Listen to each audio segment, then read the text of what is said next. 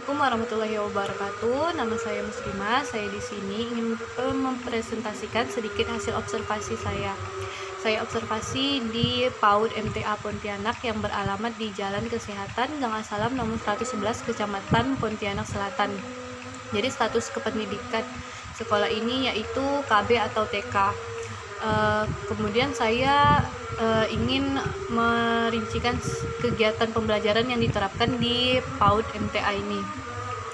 Dari awal murid diantar oleh orang tuanya, kemudian para murid-murid yang setelah diantar oleh orang tuanya itu dibariskan di halaman sekolah.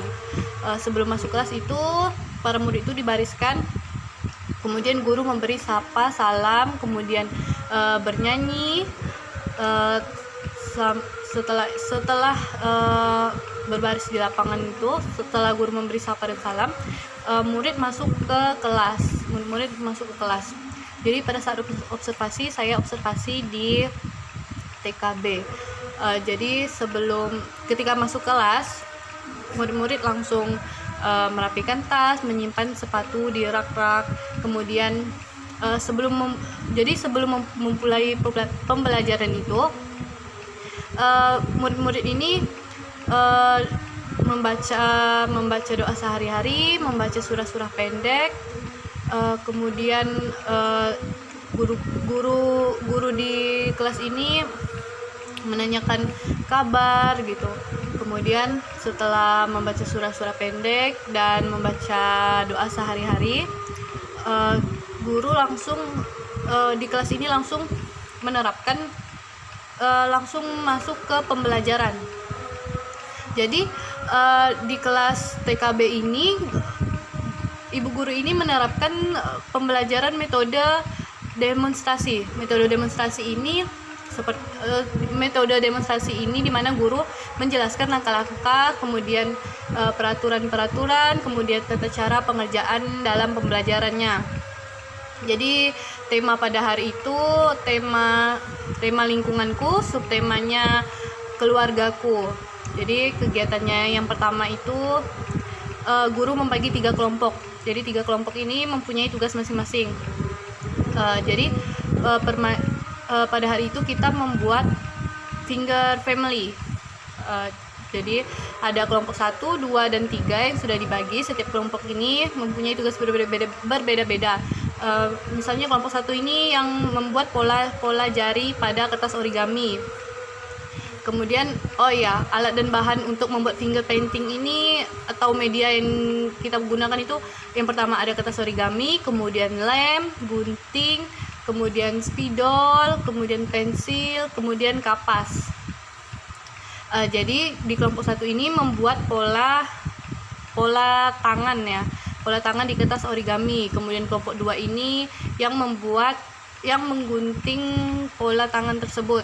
Kemudian yang kelompok 3 ini bertugas untuk membuat lingkaran. Lingkaran ini digunakan untuk kepala-kepala yang akan ditempelkan di finger painting tuh. Kemudian guru menjelaskan gitu kan, gimana cara gambar pola, terus guru mengajarkan gunting, kemudian membuat lingkaran. Setelah itu setelah 3 kelompok ini selesai menyelesaikan tugasnya, jadi kita sama-sama semuanya itu langsung gabung gitu. Kemudian mereka menempel kertas origami yang telah digunting seperti lingkaran.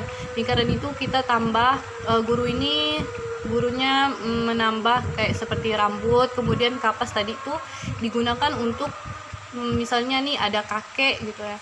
Kakek itu kan rambutnya putih, jadi kapas itu digunakan untuk kepala yang rambut putih gitu. Setelah potongan-potongan itu udah selesai, baru kita tempel bersama. Setelah itu jadilah finger painting.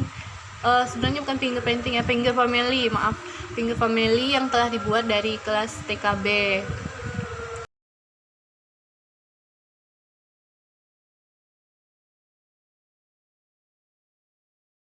Dia contoh gambar-gambar yang ada di gambar-gambar hasil karya yang ada di TKB. Adapun aspek-aspek yang didapat dari pembelajaran hari itu ya, yang pertama itu aspek nilai moral dan agama, di mana anak itu bisa bersyukur masih memiliki keluarga. Kemudian dari aspek motorik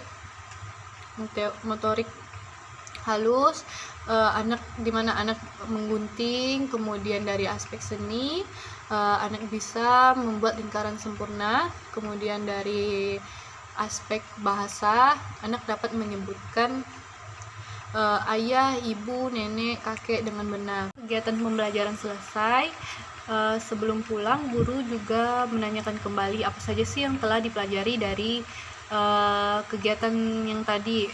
Kemudian apa yang dapat kita syukuri dari pembelajaran yang kita lakukan tadi gitu. Jadi guru itu menanyakan kembali sampai apa sih pemahaman murid-murid terhadap kegiatan yang tadi gitu. Jadi itu termasuk proses pengingatan kepada murid-murid.